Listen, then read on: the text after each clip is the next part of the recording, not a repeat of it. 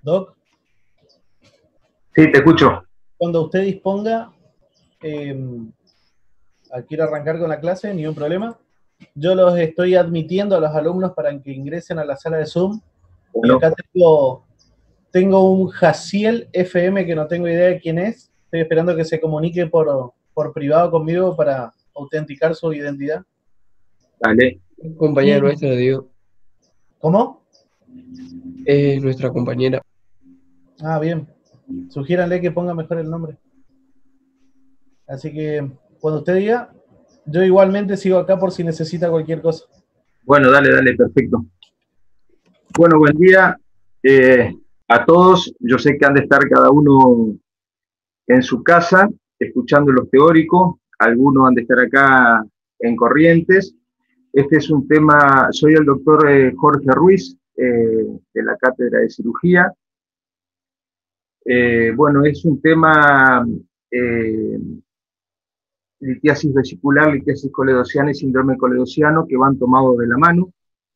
Es un tema que se ve a diario en la práctica médica, sea la especialidad que sea, obviamente que más en cirugía general, pero hagan la especialidad que hagan, siempre va a venir un familiar, un amigo y algo le va a consultar acerca de la vesícula, de la litiasis. Ustedes van a saber derivarlo a quien corresponda. Con respecto a la definición de litiasis vesicular, vamos a ir hablando por tema, es la presencia de los cálculos biliares o de litiasis en la vesícula como consecuencia de las alteraciones en las propiedades físicas de la bilis. También esto se lo puede encontrar a los cálculos biliares o los cálculos intrahepáticos, también en el colédoco, y es una complicación bastante importante para la salud pública en todo el mundo, pero más en nuestro país, que la salud pública es gratis.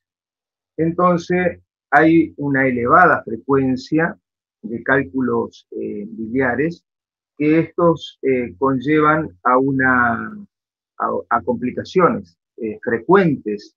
Y estas complicaciones frecuentes también son las que llevan a internaciones y gastos en medicaciones, etcétera. Entonces es bastante problemática la situación para la salud pública.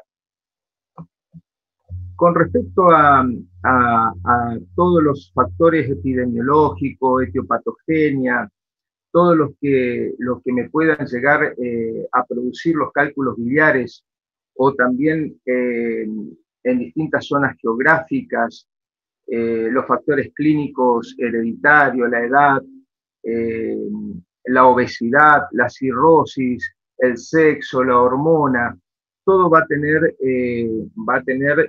diferentes causas, como por ejemplo en la parte geográfica, la incidencia va a variar por las distintas zonas.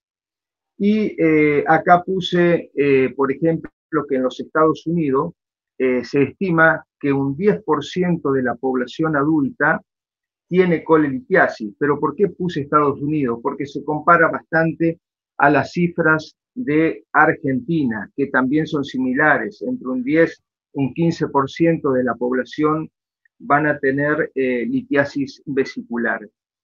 En África, por ejemplo, solo en algunas zonas de África. En algunas zonas de África hay un 3% de litiasis vesicular y esto depende mucho de los factores genéticos o dietéticos. Es muy importante. Con respecto a la edad, esto tiene una relación lineal con la frecuencia A partir de los 60 años se duplica la formación de cálculos biliares. ¿Pero por qué se duplica? Porque la respuesta a las colecistoquinasas disminuye con los años, me aumentan los polipéptidos y esto me trae como consecuencia la relajación de la vesícula, es decir, disminuye la contractilidad de la vesícula y me aumenta la contracción del esfínter de Oddi, entonces me queda retenida la bilis hacia atrás, ¿no es cierto? Es decir, se produce una éstasis biliar en el cual me aumenta la frecuencia de producción de cálculos. Aparte, vamos a tener un mayor índice de saturación del colesterol en la bilis. Y como dije recién, la alteración en la motilidad vesicular, esto es importante, generalmente se produce por eso, porque la vesícula biliar es un reservorio de bilis, la cual cuando nosotros tomamos un trago de agua o comemos un caramelo o cualquier ingesta que hagamos, la primera que va a bombear va a ser la vesícula, la cantidad que contenga. Entonces, si yo tengo un defecto en la contractilidad vesicular, va a quedar retenida la bilis en la vesícula y ahí es donde vamos a hacer formación de los cálculos biliares. Con respecto a los factores hereditarios, hay familias enteras que tienen litiasis vesicular, pero no se conoce bien cuál es el verdadero papel hereditario. Se dice sí que tiene un papel hereditario, que es hereditario, pero no se lo conoce bien. En cambio, tenemos, por ejemplo, en Estados Unidos, volvemos, existen los indios pimas en el sudoeste de Estados Unidos y por ende los factores étnicos ligados a los factores dietéticos, estos indios tienen un 73% de la población tiene litiasis vesicular. En cambio, en África, en algunos sectores, el 3%. Y estos factores genéticos, digamos, dietéticos en los indios pimas del 73%, generalmente está dado más en mujeres entre 24 y 34 años de edad. Con respecto al sexo y las hormonas, obviamente que esto tiene un papel importante y entra en juego todo el mecanismo hormonal, estrógenos, progesterona en la mujer. Mayor frecuencia en mujer están producidos los cálculos vesiculares. Obviamente que se produce un cambio metabólico lipídico y también encontramos, por ende, por la administración, ¿no es cierto?, de los estrógenos exógenos en el hombre y en la mujer, que me van a aumentar la formación de cálculos biliares. Y en el embarazo generalmente se produce por el aumento de la progesterona. Todo esto me lleva a una disminución de la contractilidad de la vesícula. Por eso es la causa importante de la formación de los cálculos, la éstasis biliar que queda en la vesícula biliar. También vamos a encontrar que el obeso, el paciente obeso mórbido, forma con mucha frecuencia la litiasis vesicular. También la disminución brusca de peso también predispone a la litiasis vesicular. Y después tenemos también, por ejemplo, la alimentación parenteral. Cuanto más días estén, más de 40 días, tienen frecuencia del 100% de la producción de litiasis vesicular.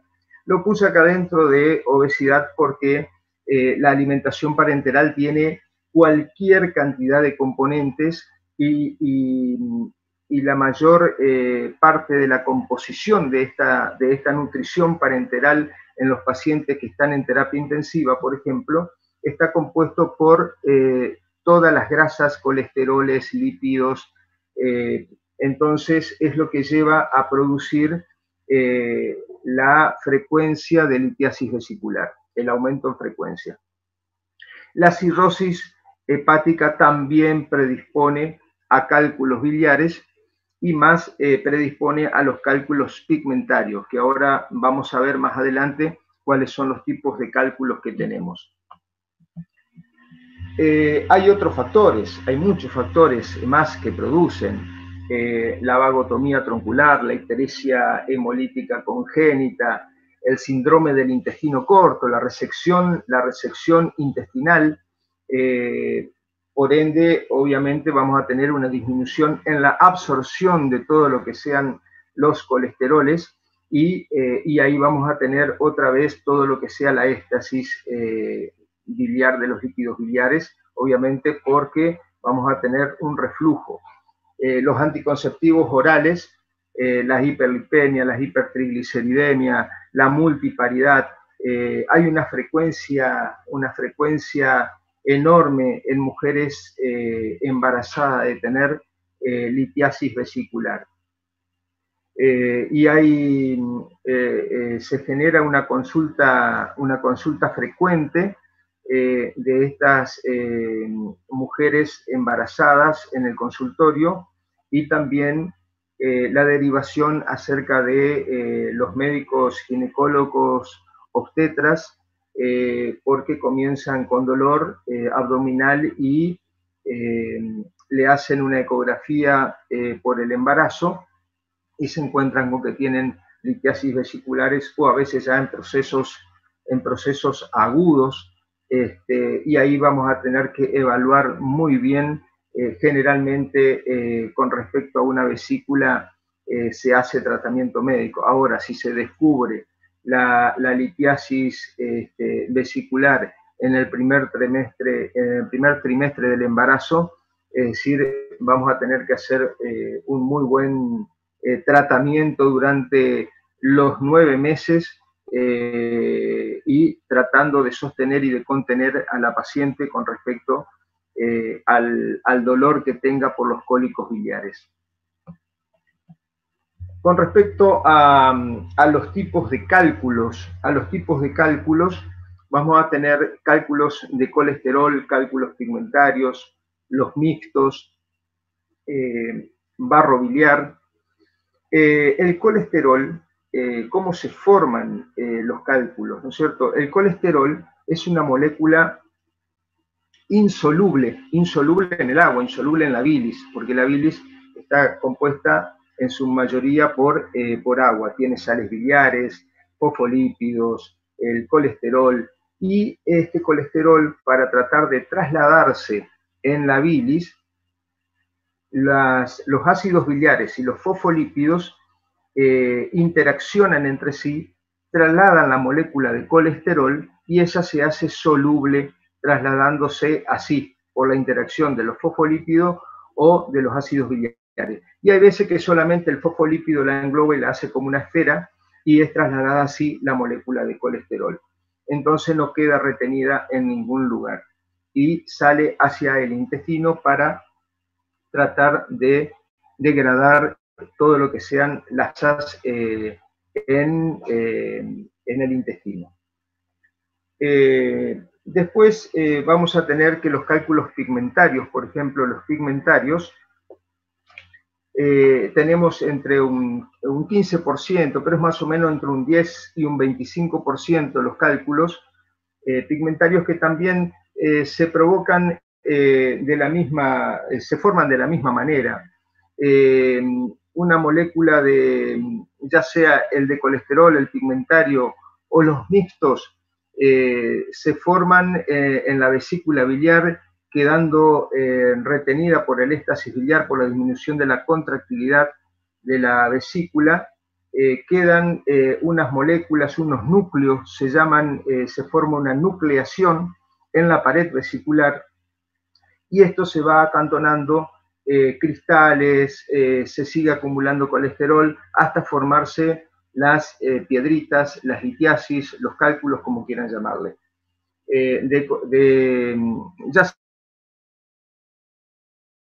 Ya sea de colesterol o mixtos. También vamos a tener, hay veces que cuando uno manda a hacer una ecografía al paciente o viene el paciente derivado con una ecografía, y hay veces que informan que tiene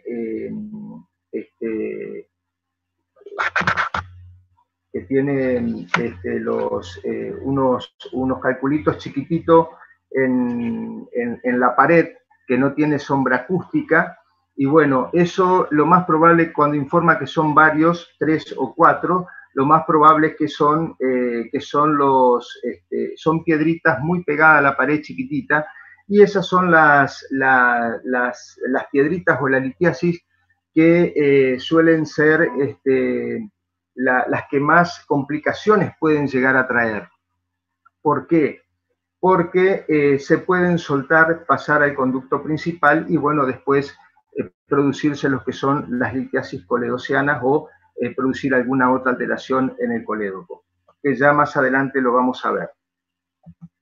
Acá tenemos unas imágenes de lo que son las litiasis que yo le puse para que vean y tengan la visión de conocer lo que es una litiasis vesicular, que son las producidas por colesterol, por ejemplo, que son amarillitas, van a ser blandas,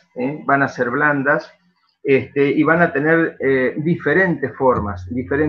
Por ejemplo, acá tenemos una litiasis de colesterol que está formada por varias piedritas en el interior, y esto está englobado por el moco de la vesícula, entonces forma una sola litiasis. Pero si uno la comprime o la presiona un poquitito, esa litiasis se rompe fácil. Después vamos a tener los cálculos pigmentarios. Los cálculos pigmentarios, obviamente, que están formados en su interior por bilirrubinato de calcio. Y dijimos que era más o menos entre una frecuencia de un 15% en frecuencia de esta formación de los cálculos. También se forma de la misma manera con la éstasis biliar en la vesícula, haciendo la nucleación en la pared. Y lo único que son cálculos de color negro y son más duros. Después tenemos los mixtos. Los mixtos, bueno, vamos a tener que tienen los de colesterol mezclados con los pigmentarios. Eso van a ser los cálculos mixtos. Luego vamos a tener que todos estos cálculos, a ustedes lo que le tiene que quedar grabado es cómo se forman los cálculos. Entonces los cálculos se forman por la éstasis biliar en la vesícula. Después vamos a hablar del tema del colédoco, pero hasta ahora vamos a hablar de litiasis vesicular. Entonces están formados por la éstasis biliar en las vesículas, donde se forma un núcleo de colesterol en la pared por no tener contractilidad, y ahí se van agregando todo el colesterol, los sedimentos, los cristales, hasta formarse la litiasis. Eso es lo que le tiene que quedar en mente. Obviamente que para llegar a un diagnóstico de una litiasis vesicular, vamos a tener la presentación clínica, la semiología, tenemos que interrogar al paciente, tenemos que hacer el examen físico, tenemos que pedir los estudios complementarios, análisis de sangre, ecografía abdominal, tomografía de abdomen, RX directa de abdomen, puede ser acostado de pie, depende de la sintomatología que tenga el paciente. Con respecto a la presentación clínica, el paciente generalmente va a concurrir con dolor abdominal. Va a tener un dolor tipo cólico, generalmente va a estar localizado en el hemiabdomen superior, entre el epigastrio y el hipocondrio derecho, con una exacerbación seguramente en el hipocondrio derecho. Refiere también que se irradia, refiere que se irradia a la parte lumbar derecha y también en la región interescapular, ¿no es cierto? O hacia el hombro, como lo refiere el paciente. Pero también va a estar asociados a estados nauseosos, a vómitos alimentarios. Entonces, con el interrogatorio, nosotros ya tenemos que dirigir, el diagnóstico presuntivo, porque también vamos a tener otros tipos de diagnósticos diferenciales. Entonces, el dolor superior, en el abdomen superior, en el epigastrio o en el hipocondrio derecho, y que permanece fijo durante un tiempo determinado, con irradiación lumbar y derecha y la interescapular derecha, entonces ya vamos a ir pensando en qué es lo que podemos llegar a pedir otros estudios complementarios para seguir buscando ya el diagnóstico presuntivo que estamos pensando. Tenemos también, obviamente, síntomas no específicos de que sea la litiasis vesicular la que me está molestando. Voy a tener una dispepsia biliar, voy a tener la intolerancia a los colecistoquinéticos, voy a tener una distensión postprandial, hay gente que presenta cefaleas, dolor de cabeza, flatulencia, todo eso corresponde a la dispepsia. Al mal funcionamiento gastrointestinal, la intolerancia, la distensión y la flatulencia. Esos son síntomas también que se suelen agregar. Ahora, ¿qué pasa? Hay veces que uno encuentra que uno a estos síntomas que nombré último,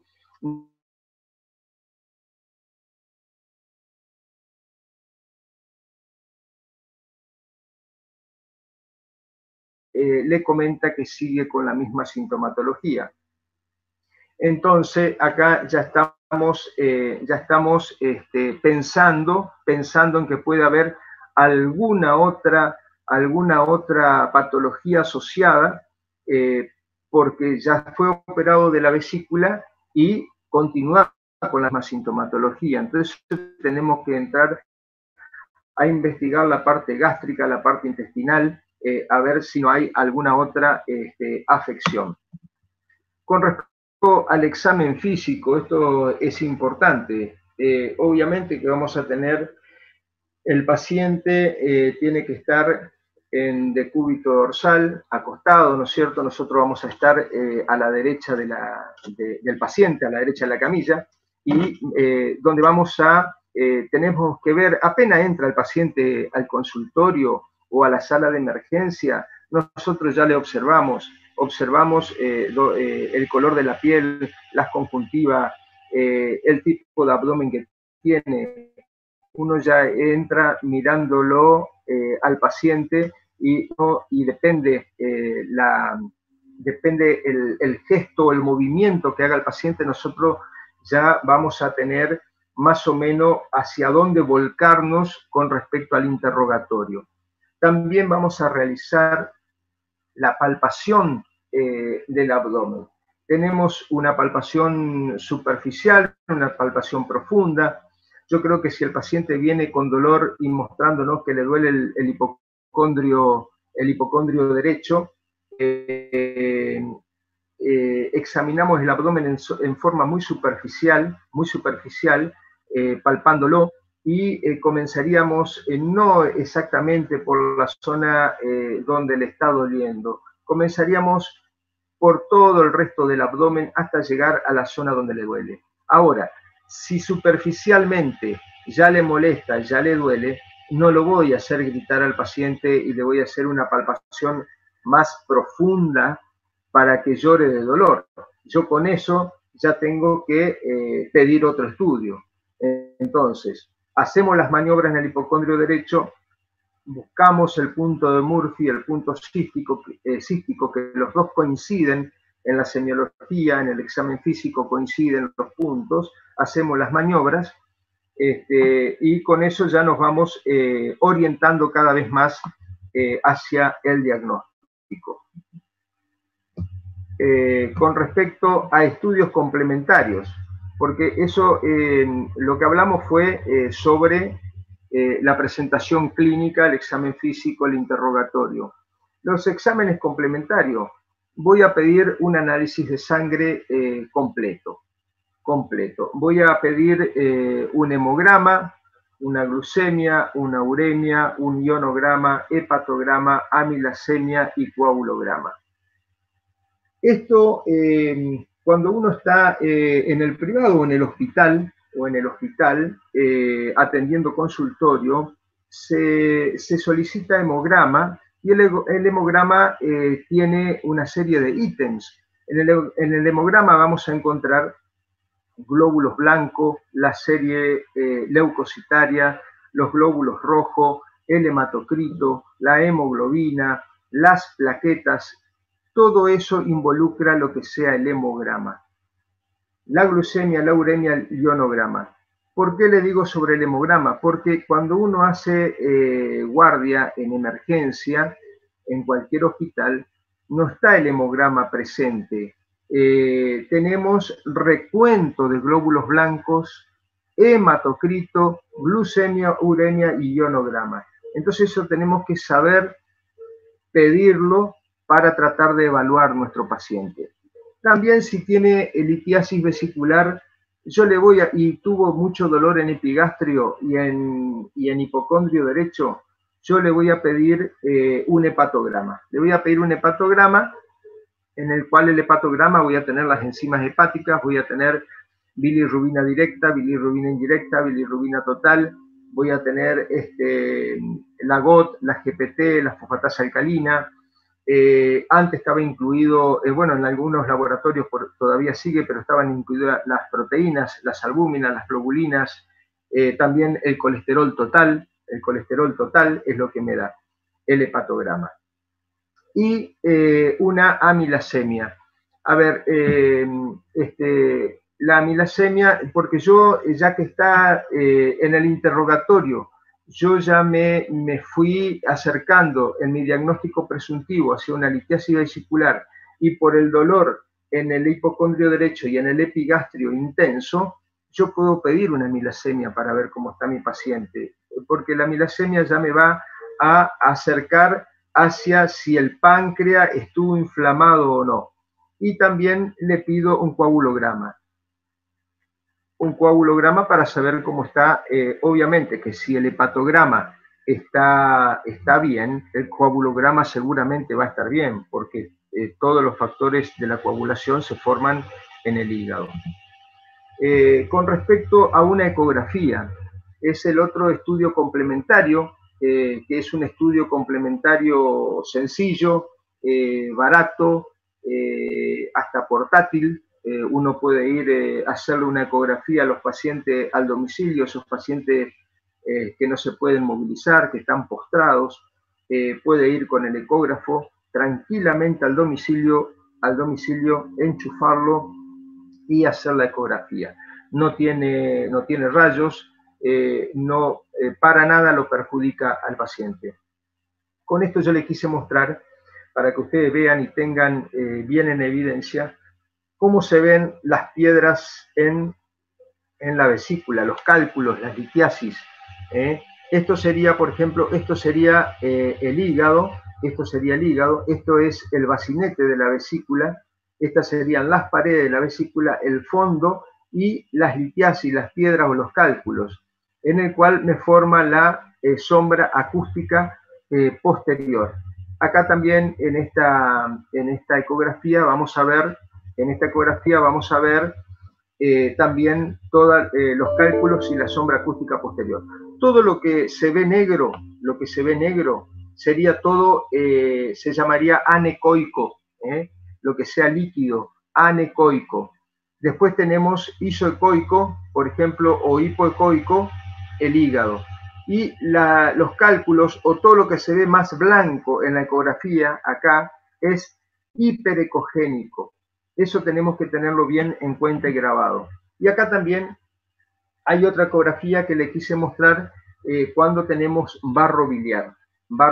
Entonces, los barros biliares se lo ve así. Es como un barro, como el barro común, así se ve el barro biliar. Y acá se nota, acá tengo una sombra bien hiperecogénica, no da sombra acústica, pero es como que hay una litiasis chiquitita que serían las famosas microlitiasis. Acá esto tenemos la vesícula distendida con la parte anecoica, que sería el líquido, una litiasis que estaría enclavada en el bacinete con la sombra acústica posterior y el tema del barro biliar.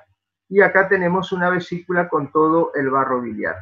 Esas son, esto tendrían que ver bien, visualizar bien y quedar grabado para el día de mañana que ustedes vean, obviamente que tienen que hacer una residencia y ahí se van a formar mejores, pero el tema es que ya ir sabiendo esto es importantísimo porque ni bien la mayoría, ni bien se reciba, sale a hacer guardias en los sanatorios, en los hospitales, y le traen una ecografía, entonces ustedes viendo la imagen nomás ya saben que el paciente tiene una litiasis vesicular sin leer el informe.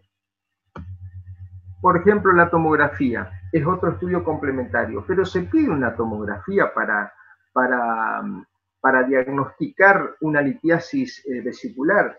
No, no se pide. Lo único que vamos, lo que vamos a pedir una tomografía, porque si el paciente tiene mucho dolor en el hipocondrio derecho, por ejemplo, y el estudio ecográfico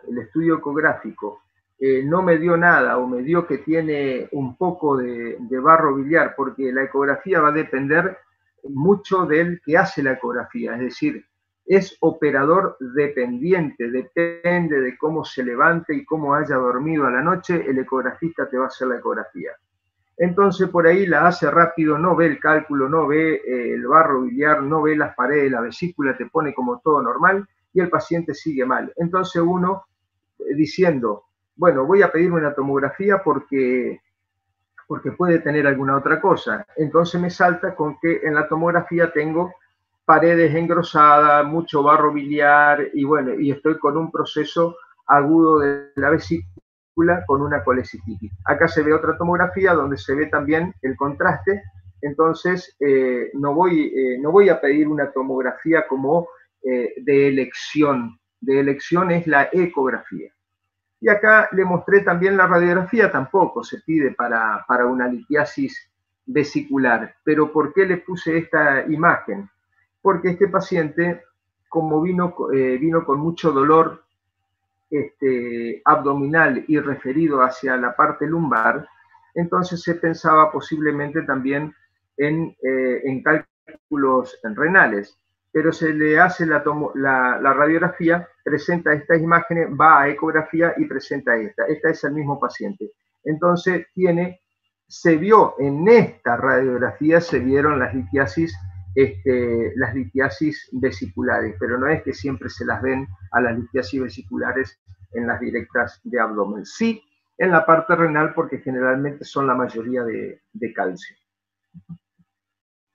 Con respecto a los diagnósticos diferenciales hay para llenar una carilla, pero escribiendo, pero los cuadros de presentación clínica similares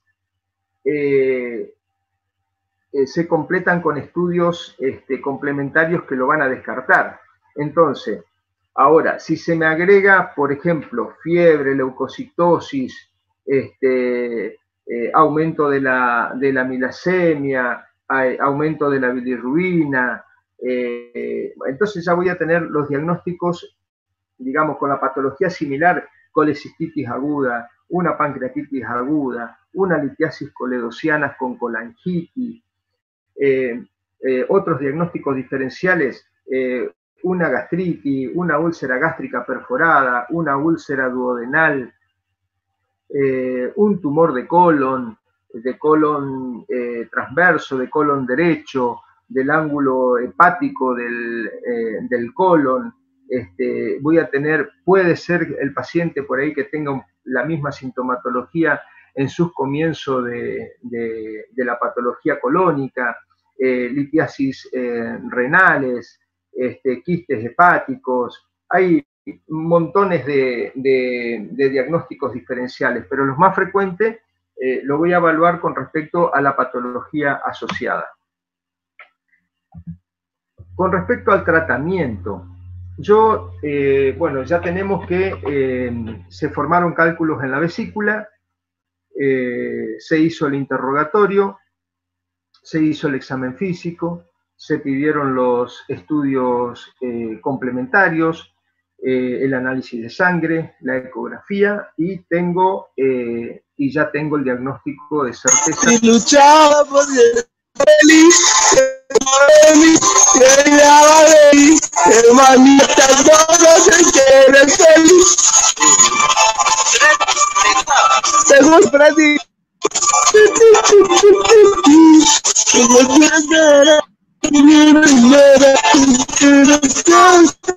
Creo que es anfitrión, puede silenciar el cruzo.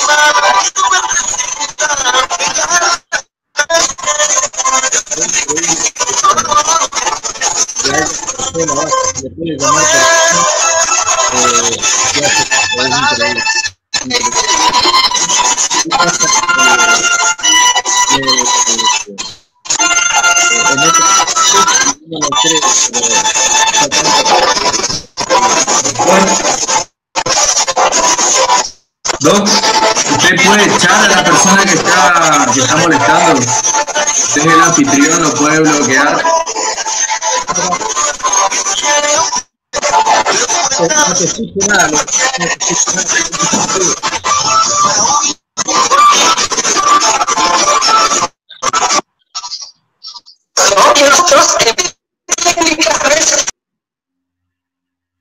Ya fue, no es gracioso. Doctor, ¿usted le puede bloquear? Absolutamente impresionante. Es el minuto que es culpable.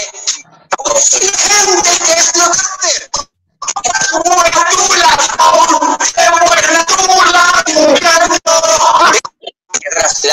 Yo no, sinceramente, yo no. Soy capaz de comprender cómo. Doctor, usted lo puede echar de la reunión. ¡Qué una tula! Doctor, puede echar. En vez de explicaciones, puede decir.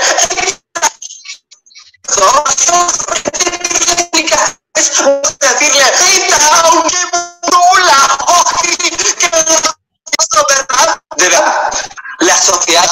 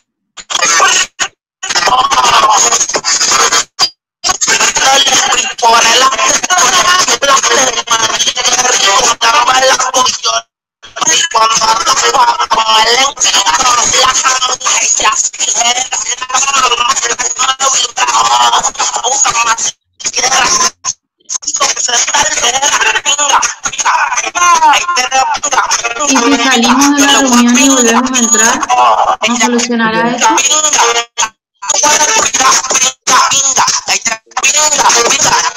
Bueno, y volvamos a entrar. El video arregle.